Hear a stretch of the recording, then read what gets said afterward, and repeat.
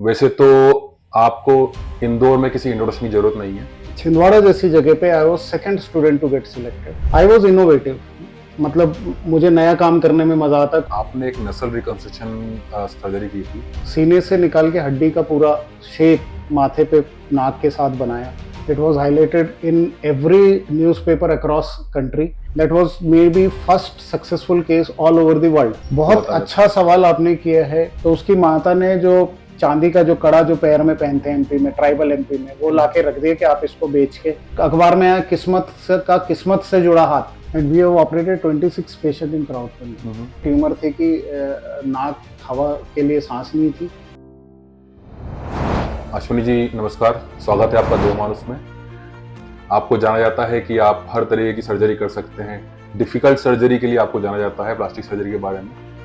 लेकिन फिर भी जो ऑडियंस आपको नहीं जानती है उसके लिए मैं चाहूंगा कि आप अपना इंट्रोडक्शन दें। मैं doctor Ashwini Das, I am plastic reconstructive and cosmetic surgeon. I was 4th cosmetic and plastic surgeon who came to this city. यहाँ पे मैं चौथा था। अब तो मेरे बाद काफ़ी सारे आ चुके हैं। और 2006 दिसंबर में मैंने चौथराम हॉस्पिटल ज्वाइन किया था।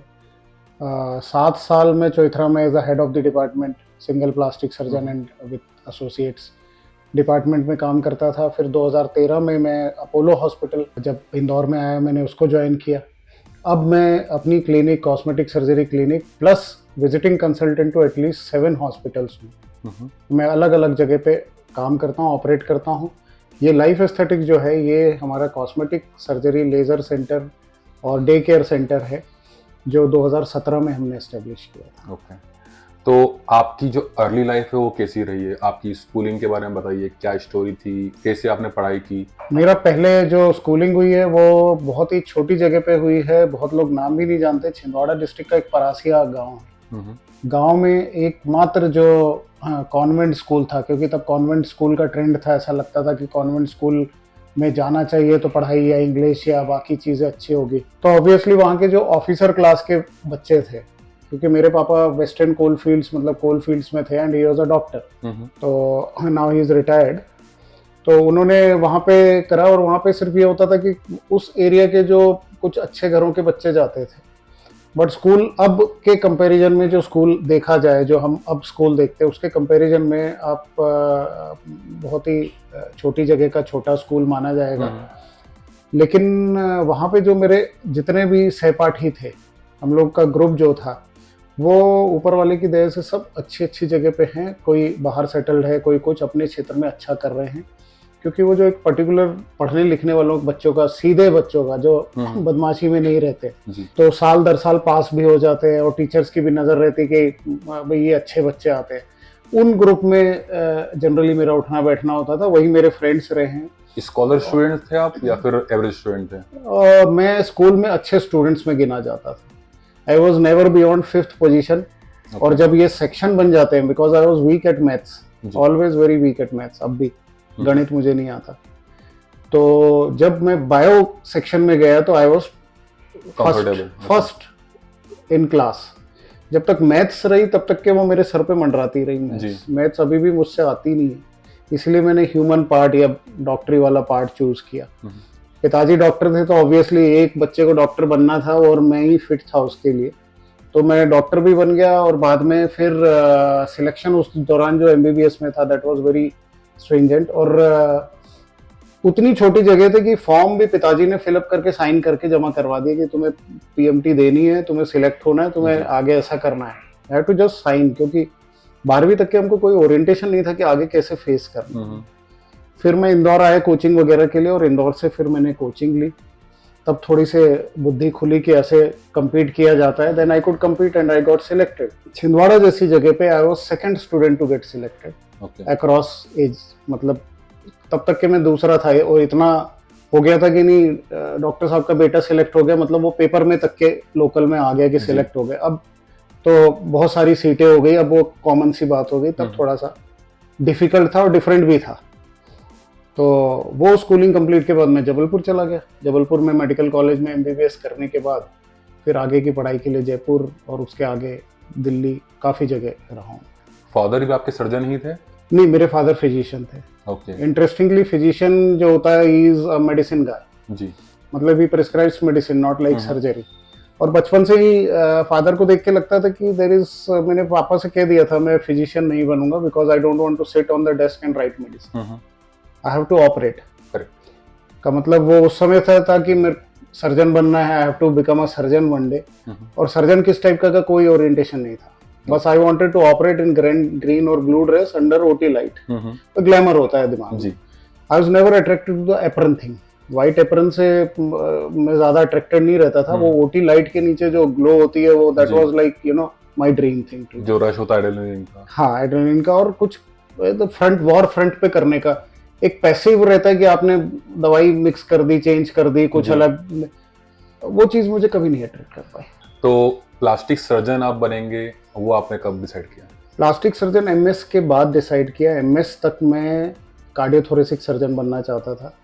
कार्डियोथोरेसिक सर्जरी में पोस्टिंग हुई तो उसमें लगा कि ये बहुत कुछ एक जैसा काम करते हैं, हर पेशेंट में वही काम हो रहा है। तो और लंबे लंबे केसेस, सारे दिन में 2-3 वही, हर पेशेंट में वही काम हो रहा है। तो और लंबे लंबे केसेस, सारे दिन में 2-3 वही केसेस हो रहे हैं कि आपने 3 ग्राफ्ट लगाए या 4 ग्राफ्ट लगाए, करके करने में, रोज रोज वही करने में मुझे लगा कि this is not my field. I gave up that feeling. Then later मेरा दिल्ली में LNJP हॉस्पिटल में plastic surgery department as a junior resident selection हो गया। तो जूनियर वहाँ पे जाके मैंने देखा कि इस काम में एक्सपेरिमेंट भी है, इस काम में आपके इंटेलिजेंस भी है, इस काम में इनोवेशन भी है, और नया कुछ करने का जो क्रेज है, हर दिन नया। किसी दिन हम पैर पे ऑपरेट कर रहे होते, किसी दिन माथे पे, किसी दिन बाल कर रहे होते, किसी दिन नाखून, किसी दिन नाक पे कर रहे होते, होठ पे। Every day is different for me. मुझे ये लगता है कि एक जैसा काम मैं करता रहता तो शायद बहुत जल्दी बोर हो जाता। तो वो करना और कर पाना दोनों भिन्न बातें हैं। तो I could take up the challenge and I am still very innovative in my field. Plastic surgery में जो नॉर्मल काम होता है उसमें भी मैं अपना कुछ जोड़ के करता। इनोवेटिव जो आपने कहा तो मुझे याद आया, आपने एक नसल रिकंस्ट्रक्शन सर्जरी की थी, जहाँ पे आपने पूरी एक नोज जो है वो माथे पे पहले बनाई और उसके बाद उसको वापस किया। इसकी बिहाइंड स्टोरी क्या थी, बताएंगे आप? हुआ ये कि एक इसी तरह का एक्सपेरिमेंटल केस हुआ था चाइना में बहुत पहले, जो उन्होंने नाक पे पूरी इसको प्री फैब्रिकेटेड फ्लैप बोलते हैं, नाक का पूरा शेप माथे पे बना के फिर हम नाक की जगह शिफ्ट करते हैं, चेहरे पे शिफ्ट करते हैं। माइक्रोवास्कुलर, इसमें बिल्कुल बारीक नसों को जोड़ने का काम भी रहता है। इस तरह का एक एक्सपेरिमेंट चाइना में हुआ था, मैंने कभी पढ़ा था, जो शायद बाद में सफल नहीं हुआ या पेशेंट के साथ जो नाक ढंग से बन नहीं पाई या जो भी हुआ। तो फिर मैंने ट्राई किया उस बात को। तो ये चाइना से ऐसा भिन्न था कि चाइना वाला माइक्रोवास्कुलर नहीं था और ये माइक्रोवास्कुलर था, मतलब माथे की छोटी नसों को भी जोड़ा गया था, क्योंकि नाक एक बड़ी चीज होती है, उसकी सप्लाई बहुत बारीक बारीक नसों से चल रही होती, तो 2 या 3 नसें बनानी पड़ती। एक 12 साल का बच्चा जिसका नाम अरुण पटेल है, उज्जैन के पास का रहने वाला, वो मेरे पास आया। तो पहले हमारे पास माथे पे स्किन टाइट होती है तो हमने एक्सपांडर डाल के टिश्यू बढ़ाया, सीने से निकाल के हड्डी का पूरा शेप माथे पे नाक के साथ बनाया, और जब वो नाक बन गई तो हमने उसको बीच फेस के बीच में जहाँ नाक होती वहाँ ट्रांसफर भी करा। That was done in 4 stages. उस जमाने में शायद 4 स्टेज कर पाना एक गांव के लड़के के लिए बहुत बड़ी बात थी। और उनके नाना और दादा जो अब भी मुझसे मिलते, और उसकी करेक्टिव सर्जरी 18 साल की उम्र में मैंने अभी पिछले महीने फिर करी है। उसको कुछ था तो हमने थोड़ा बहुत उसमें करेक्शन किया। बट वो फैमिली इतनी एनकरेजिंग और इतनी पॉजिटिव थी उस बारे में कि आई कुड डू इट। मैंने उसके बाद बहुत लोगों को एनकरेज करने की कोशिश की, शायद इतना चैलेंज हर फैमिली नहीं ले पाती। इनकी फैमिली ने किया और वी कुड डू इट। और कहने वाली बात है कि it was published in 64 nations, it was highlighted in BBC, it was highlighted in हैफलिंग post, it was highlighted in every newspaper across country in 2017, most probably June का महीना था। और it was publish all across and even radio Colombia से मेरे को call आई थी एक इंटरव्यू के लिए, which being busy I missed. मैं कहीं बाहर घूम रहा था कि they wanted to interview me here. तो वो जो था that was one grand achievement, क्योंकि that was maybe first successful case all over the world, एक वो होता है। तो इस तरह के चैलेंजिंग केस करने में जो है मुझे अच्छा लगता है। मतलब I think about it, I put my intelligence and skill and whatsoever knowledge and do something new for the patient. That is my passion. तो एक प्लास्टिक सर्जन की जो लाइफ होती है वो बहुत चैलेंजिंग होती है। आपके साथ में जो रोज़मर्रा में जो चैलेंजेस आते हैं उसमें मेन क्या होते हैं? मतलब कभी जो है पेशेंट आपकी हेल्प नहीं करता, किसी चीज़ के अंदर मना कर देता है, कभी फैमिली मना कर देती है, या आपको लगता है कि शायद तक ये बहुत ज़्यादा डिफ़िकल्ट है, जैसा कि हम जानते हैं कि आप डिफ़िकल्ट सर्जरीज ही परफॉर्म करने में ज़्यादा स्पेशलिस्ट हैं, तो क्या किस तरीके से आप एंगेज करते हैं खुद को और जो पेशेंट होता है उसको उस चीज़ में एंगेज करते हैं? पहली तो बात है कि कोई भी चीज़ प्लास्टिक सर्जरी बोले, रिकंस्ट्रक्टिव सर्जरी, एक बार में पेशेंट समझ जाता है, मुझे नहीं लगता। बहुत कॉमन सी चीज़ है और बहुत हल्के से लेने वाली चीज़ हो रही है आजकल की। आप फ़ोन पे ही सारी बातें बताने लगते हो। आई don't think that is correct. जब तक कि पेशेंट को आपने देखा नहीं है, जब तक कि आपने उसको एग्जामिन नहीं किया है, रिस्क फैक्टर नहीं इवेल्युएट किए हैं और पूरी बात खुल के उससे नहीं करी है आपने, तब तक कि किसी केस की सर्जरी के डिसीजन ही नहीं लेना चाहिए। क्योंकि करने के बाद सर्जरी है, प्लस माइनस कुछ भी होता है, you should be able to answer. जी, जिम्मेदारी का काम है। सर्जरी कोई इस तरह का काम नहीं है कि चलो आज आपको 20 mg का काम नहीं कर रही है तो मैं 40 mg कर दूं, 40 mg नहीं काम कर रही तो 70 mg कर दूं। इस तरह का काम नहीं है। सर्जरी में one sided, one direction movement है, उसमें यू टर्न नहीं है। कोई चीज़ बिगड़ गई तो टू एक्सेप्ट कि ये बिगड़ गई है, और अगर सामने वाली फैमिली या पेशेंट को पूरी बात नहीं समझाई जाती तो उसके बाद सिचुएशन क्रिएट हो जाती है। थैंकफुली मेरे साथ कम से कम मैं बड़ी सर्जरी के लिए 3 से 4 काउंसलिंग करता हूँ, सारी बातें समझाता हूँ, उनके क्वेश्चंस का जवाब पेशेंटली देता हूँ और इस बात का वेट करता हूँ कि वो अपनी इच्छा से सबमिट करे सर्जरी के लिए, अपनी रिस्क पे, सारी बातें समझ के। क्योंकि करना मेरा रोज का काम है, लेकिन उनके लिए once in a lifetime काम है जी। अगर वो पूरी बातें नहीं समझे और उन्होंने सर्जरी को सबमिट कर दिया तो maybe I have to answer, और हमारे बीच में जो है रिलेशन, और सबसे बड़ी बात ब्रांच की जो आपकी रेपुटेशन है वो खराब होती है। तो कोई भी चीज़ फ़ोन पे बात करके डिसाइड कर लेना कि हाँ आपको इतना टाइम लगेगा, ये कॉस्ट लगेगी, ऐसा लगेगा, इतने दिन रहना पड़ेगा, आई don't think it is working in medical surgery, special in my field. क्योंकि हर सर्जरी डिफरेंट है तो उसको समझाना ज़रूरी है। तो मैं बहुत अच्छे से काउंसिल करता हूँ। जिस तरह से मैं आपसे बात करके हर चीज़ एक्सप्लेन कर शायद इसी लहजे में मैं पेशेंट से बात करता हूँ, सो दैट दे अंडरस्टैंड। इसके लिए कुछ MBBS या फिर MS के समय आपको कोई कोर्स दिया जाता है जिसमें मतलब कैसा कम्युनिकेशन होना चाहिए पेशेंट और डॉक्टर के बीच का? बहुत अच्छा सवाल आपने किया है, क्योंकि मैं खुद चाहता हूँ, I have written to medical council, कि इस तरह का कोर्स होना चाहिए कि how to talk to a patient. More important now it is a era in which medico legal cases are upcoming। Patient नहीं समझता, डिससेटिस्फाइड होता है तो वो केस या वकील या कोर्ट तक के बाद जा सकती है। और इस तरह का कोई ट्रेनिंग किसी भी मेडिकल कॉलेज में नहीं दिया जाता है, कोई करिकुलम का पार्ट नहीं है how to counsel the patient. Second जो पार्ट है, इफ यू आर रनिंग आपका प्राइवेट प्रैक्टिस, तो उसमें how to manage your private practice पे कोई जोर नहीं दिया जाता। इसलिए कॉम्प्लिकेशन बहुत सारी फेस करते हैं।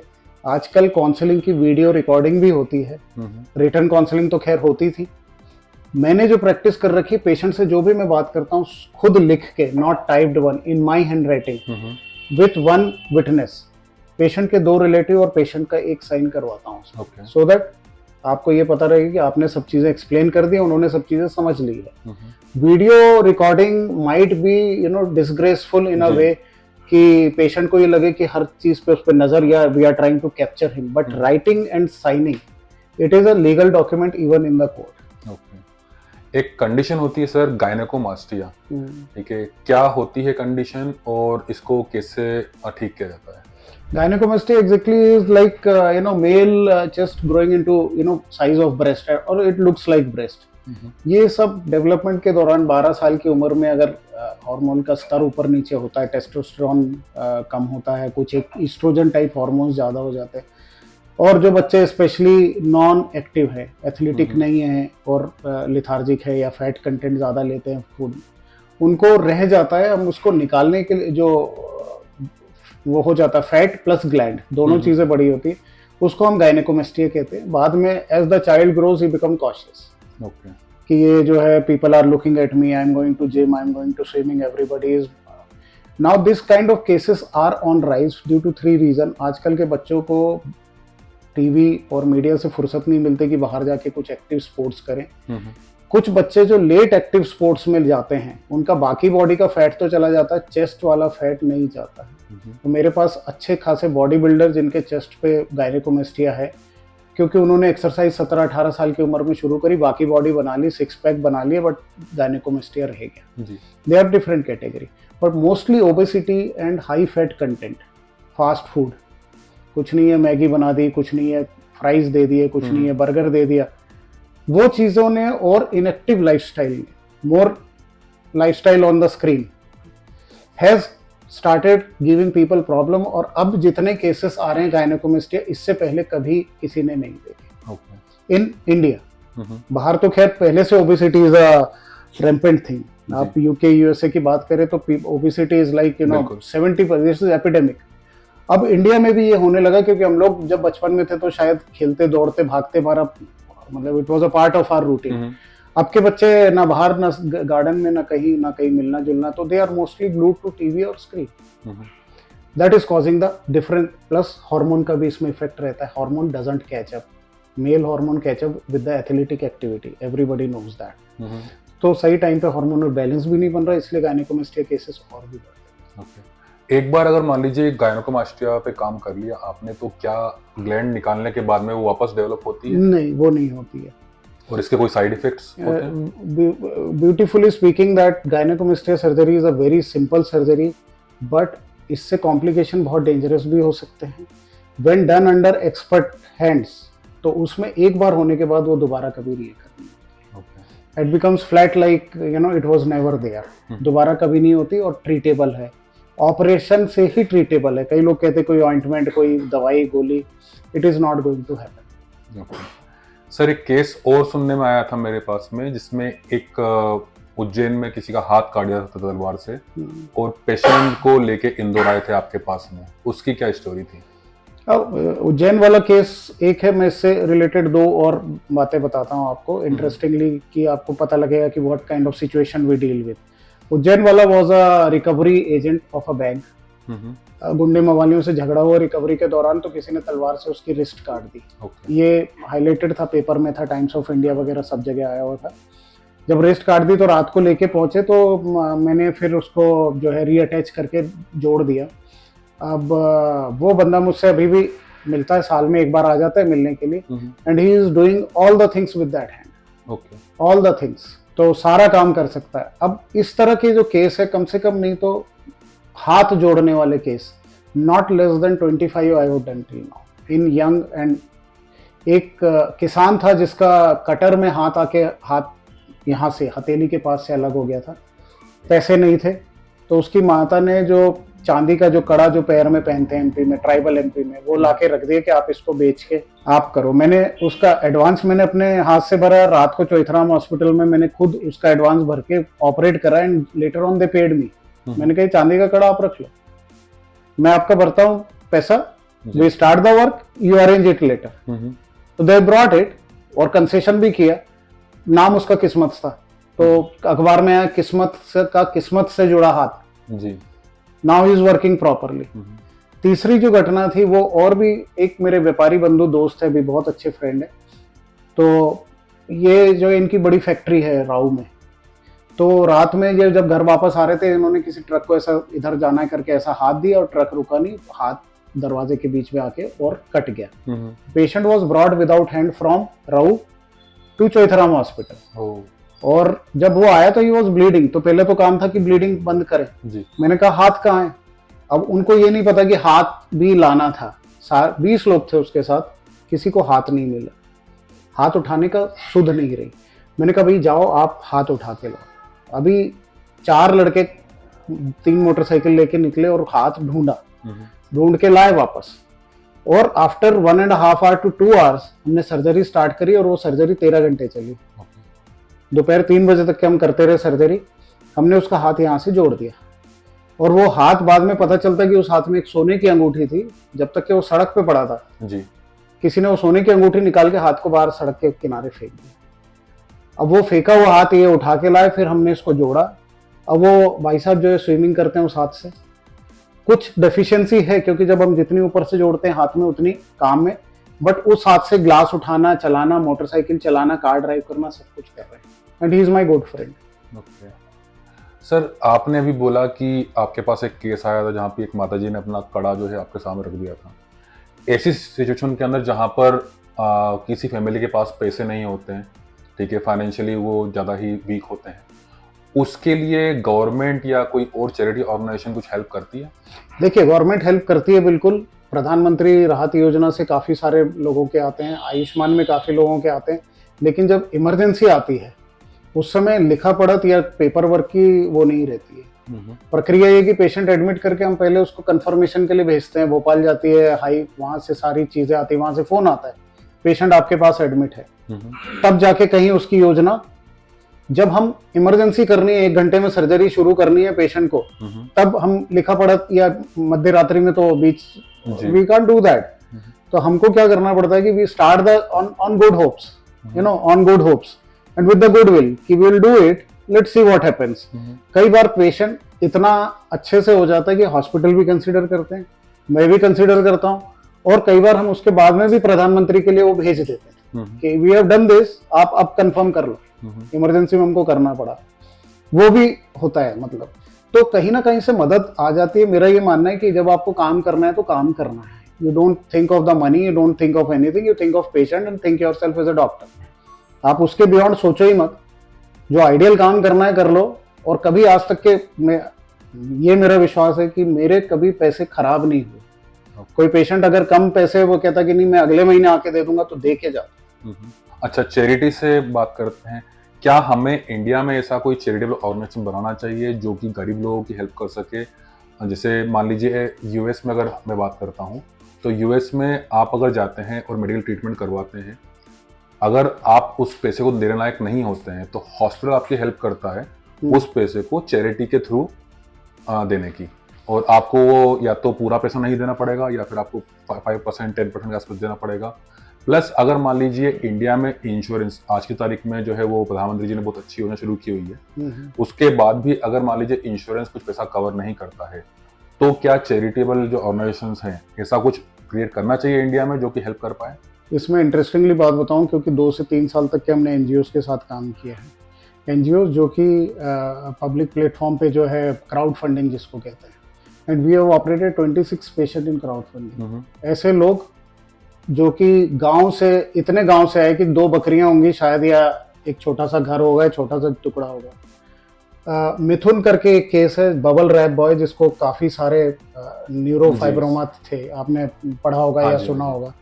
ये this was covered under one of the जो डॉक्यूमेंट्री होती है, वो पिक्यूलियर केसेस ऐसे का डॉक्यूमेंट्री बनाते हैं, मेडिकल केसेस का। उन्होंने 45 मिनट की डॉक्यूमेंट्री चैनल 5 यूरोप में टेलीकास्ट हुआ था, ये 2018 के मध्य में हुआ था, और मिथुन को हमने क्राउड फंडिंग से किया था, जिसमें उस व्यक्ति के 2 ऑपरेशन हुए और एक भी पैसा नहीं लगा। Complete we done it with crowd funding platform, और 2 बार वो इंदौर आए रहे, सारा कुछ हुआ, कैमरा टीम आई, शूट किया, सारा सब कुछ किया, उसके एक भी पैसे नहीं लगे। तो हमने ऐसे 26 पेशेंट्स, कोई उड़ीसा से था, कोई रायपुर से था, कोई आपके साउथ से था, चेन्नई वगैरह से, ऐसे 26 पेशेंट हमने करा है डिफरेंट हॉस्पिटल्स में, जो क्राउड फंडिंग से हुए।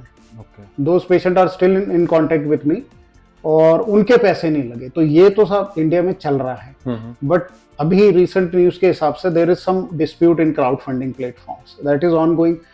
Hopefully that gets solved and the money reaches to the right kind of people, जिनको हम रियली पुअर बोलते हैं। जी। अच्छा, मिथुन के केस में मैंने देखा, मतलब मैंने पढ़ा था उसको कि उसको मतलब शायद एक एज तक वो खाना भी नहीं खा पाता था, वो स्ट्रॉ से जो है कुछ नॉर्मल जो दाल या दलिया कुछ होता हुआ वो खाता था। उस केस पे कुछ बताएंगे? वो उसको बिहार में रांची के पास एक गांव है राजगीर करके, वहाँ का रहने वाला, उससे भी इंटीरियर में जानता है। ऐसे कि बाद में कैमरा टीम जो थी मुझे लेके उसके गांव गई रिहेबिलिटेशन के लिए कि now what is the situation. चेहरे पे, सारी बॉडी में इतने सारे ट्यूमर थे कि नाक, हवा के लिए सांस नहीं थी, जगह नहीं थी। आंखों के ऊपर ट्यूमर थे, वो देख नहीं पाता था। दोनों होंठ के ऊपर ट्यूमर थे, तो वो खा नहीं पाता था। सारे चेहरे पे ट्यूमर भरे हुए थे। हमने इनको 2 केस के बाद इतना कर दिया कि वो अब स्कूल जाता है, he is going to school, he general people are accepting. पहले वो उसको कहते थे Hanuman ji, because he used to look like Hanuman ji. अब बच्चे उससे दूर भाग जाते थे। अब वो डॉक्यूमेंट्री में ही इन्होंने इंक्लूड किया कि बच्चों के साथ क्रिकेट खेल रहा है, is back to life, confidence is normal. Body में इतने सारे ट्यूमर है कि सारे नहीं निकाले जा सकते, लेकिन कम से कम ये जो है कि आंख भी नहीं खुल रही है, नाक से सांस लेने में भी दिक्कत हो रही है, खाना खा रहे तो ऊपर वाले होठ को पकड़ के खा रहा, वो वाली सिचुएशन अब नहीं। ये life quality of life is improved. Quality of life से बात करूंगा, मतलब बहुत से लोगों को ट्यूमर्स जो होते हैं वो होते रहते हैं, ठीक है, किस कारण से होते हैं, और हम मतलब अगर हमारी लाइफ स्टाइल में चेंजेस करें तो हम कैसे कोशिश कर सकते हैं कि हमें इस तरह की चीज़ें ना हो।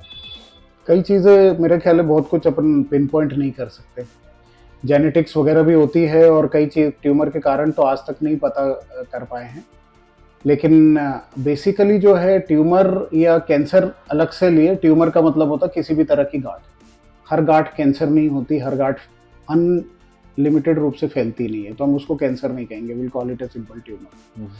इनका कोई खास कारण नहीं रहता है, कभी भी कोई टिश्यू बढ़ने लगता है उसको ट्यूमर, अगर वो बिना अनलिमिटेड रूप से बढ़े तो फिर तो वो कैंसर की बीमारी होगी।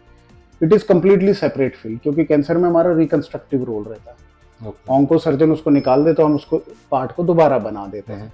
But if it is a tumour से lipoma, लाइपोफाइब्रोमा, फाइब्रोलाइपोमा, neurofibromatosis, different type of डर्मेटोफाइब्रोसाइको, वो सारी जो ट्यूमर है हम निकाल के हम उसको उस एरिया को दोबारा वैसा बनाने की कोशिश करते हैं। और लाइफस्टाइल चेंज का ट्यूमर से बहुत ज़्यादा रोल नहीं है, क्योंकि there is unavoidable agent lying even in the air, water, whatsoever, food, कई तरह के। तो कोई एक ट्यूमर के लिए एक कारण पिन पॉइंट नहीं कर पाया, एक्सेप्ट फॉर फ्यू, जैसे ब्रेस्ट कैंसर में एक आध जीन्स कोई पिन पॉइंट कर ले, या कोई एक स्मोकिंग में आपने निकोटिन का पिन पॉइंट कर लिया, हर में कर पाना मुश्किल है।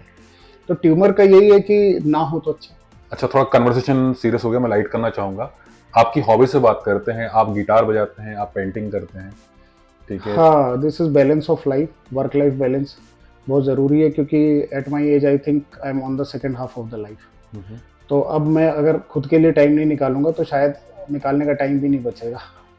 तो इसलिए मैंने बड़ा एक बैलेंस बना रखा है। मैं सुबह का 1 घंटा बॉडी को और शाम का 1 घंटा मन को देता हूँ, ताकि भाई इन चीज़ों से काफ़ी चीज़ें देखते हैं। कई बार बड़ा दुख भी होता है, कई बार तकलीफ भी हो जाती है पेशेंट की हालत देख के, कई बार आप एग्जॉस्ट भी हो जाते हैं।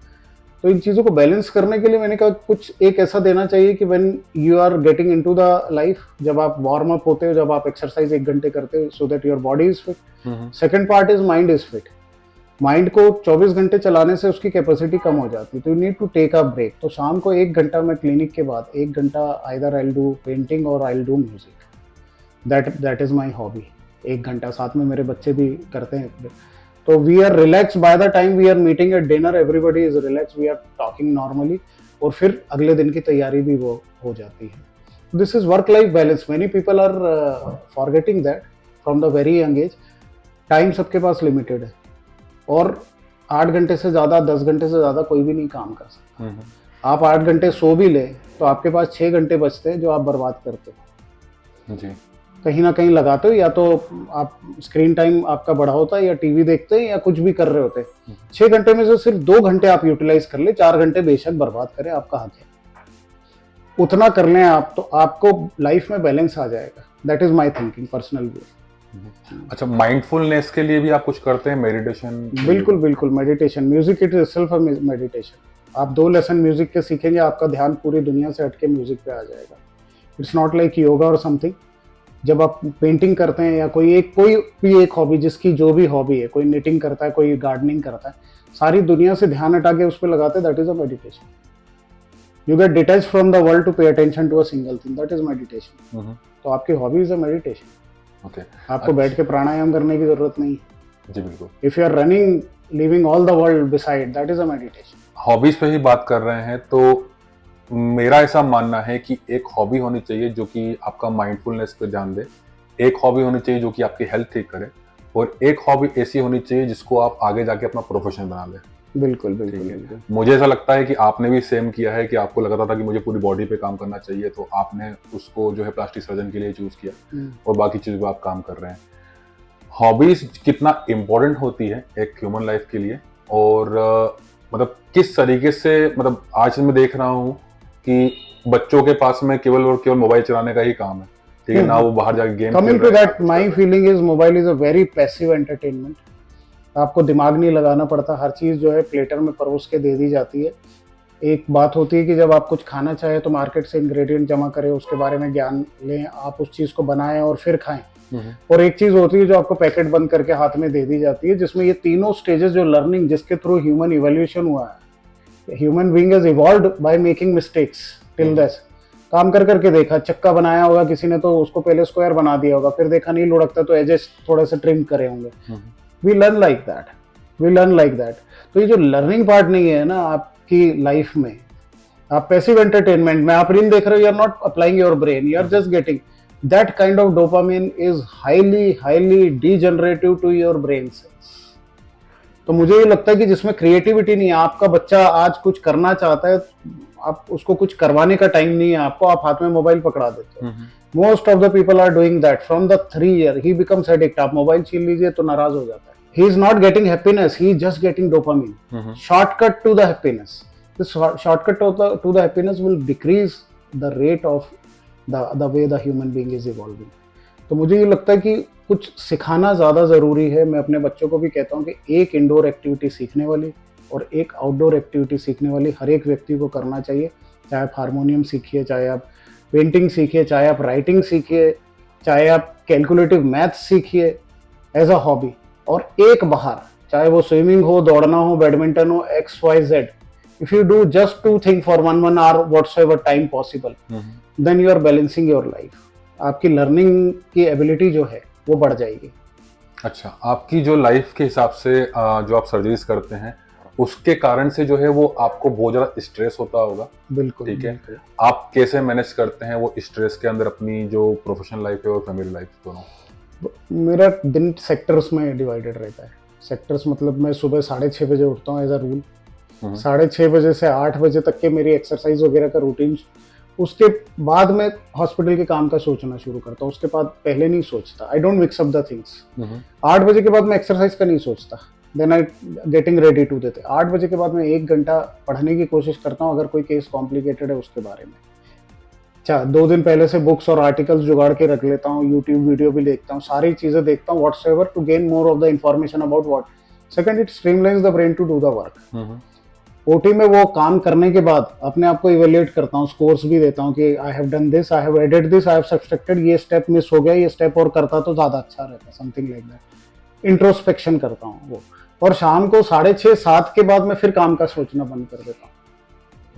इस बीच जितने पेशेंट्स को फोन करना रहता है या रिसीव करना रहता है, मैं इसी दौरान कर लेता हूँ।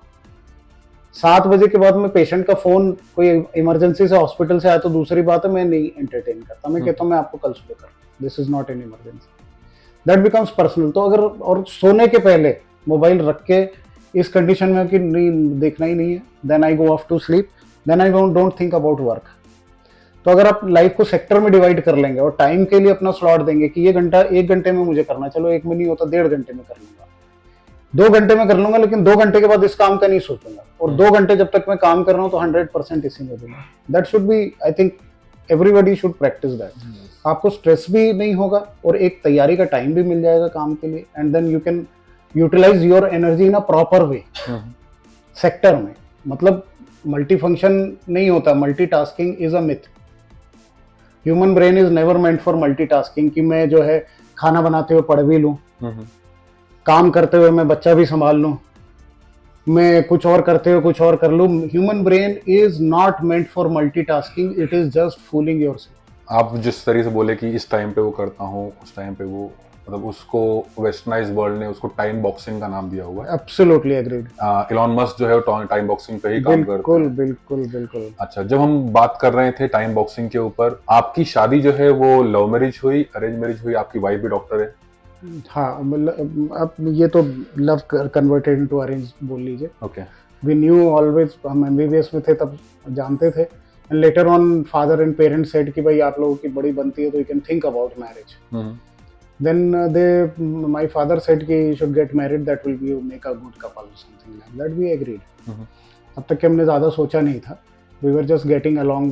मतलब सब तरह के जैसे झगड़े भी होते हैं, कई बार लगता है डिपेंडेंसी भी है, छोटी छोटी बातों के लिए आप अप्रोच करते हो, तो that forms a connection.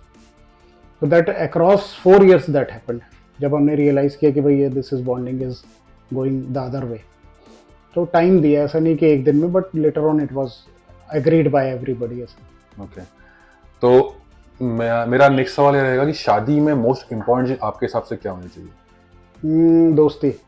दोस्ती। बिना दोस्ती के नहीं शादी टिकती किसी की। दोस्ती आपको वो चीज़ें सिखाती है जो बियॉन्ड रिलेशन है। वो सिखाती है टॉलरेंस, वो सिखाती है एक्सेप्टेंस, वो आपके नेगेटिव पार्ट का। आपका दोस्त सिगरेट पीता होगा, आप साथ में बैठे होगे, आप उसको ये नहीं बोलोगे नहीं पिएगा, बट उसकी पीने की वजह से आप नहीं पीते तो उसका साथ नहीं छोड़ोगे, राइट? तो यू बिकम कंसिडरेट, ठीक है, आई एक्सेप्ट हिज हैबिट, उसके फ्लॉज है, मेरे भी फ्लॉज है, ठीक है। When you people fit in like you know in a friendship, then everything works out. सिर्फ आप शादी में हस्बैंड वाइफ बन के रहोगे तो नहीं काम चलेगा, then there will be ego clashes. मेरा दोस्त होता है, मुझे गालियां भी दे देगा, 2 चाटे भी मार देगा, तो अरे अपना दोस्त ही है, यू नो। बचपन का दोस्त अभी भी बोलता है, गाली फोन उठा देगा तो बात ही इस लहजे में करता है, बेशक वो डॉक्टर नहीं है या he couldn't do that, I have to accept that, क्योंकि मेरे साथ ही बड़ा हुआ है। तो if there is no friendship, there is no relation. Okay, एक और सर आपका केस था जो कि एमपी में फर्स्ट केस माना जाता है कि जिसमें आपने जो है वो जेंडर ट्रांसफॉर्मेशन किया हुआ है, एक लड़की को शायद लड़का बनाया था। लड़के को लड़की पहले बनाया था, but that was the first case. उसके बाद लड़की को लड़का भी बनाया है, बिकॉज आई बिलीव कि if somebody wants to live like male और female, he should be given chance. If he has got resources तो we can do it. Okay, तो कितना क्या कॉम्प्लिकेशन आता है इसी सर्जरीज के अंदर? बहुत बड़ा कॉम्प्लिकेशन है। पहला तो साइकोलॉजिकली, दूसरा सोशल एक्सेप्टेंस है, तीसरा है आपके फिजिकल मैटर्स, चौथा है आपके ऑपरेटिव कॉम्प्लिकेशंस, और पांचवा है आपका रिहेबिलिटेटरी कॉम्प्लिकेशंस। जब वापस आप समाज में जाओगे तो कितनी एक्सेप्टेंस। छठवा आइडेंटिटी कॉम्प्लिकेशंस, आपकी पासपोर्ट से लेकर हर चीज़ चेंज हो जाती है, आपका नाम चेंज हो जाता है, सारा कुछ। तो we deal one by one. There are group of people who help us, hormone जो physician who deals with the hormone, psychologist, social counsellors, parents, हम खुद। We work in a long way. Generally तो 16 महीने का रहता है, so 16 months of trial and error before we decide upon operation. Sometime it is earlier due to help from others. 16 महीने का trial देते हैं। तो ट्रायल में क्या इंक्लूड होता है? Cross dressing, going into the public, talking to people, whether they accept it or not, whether the person will be comfortable in public going after the surgery or not।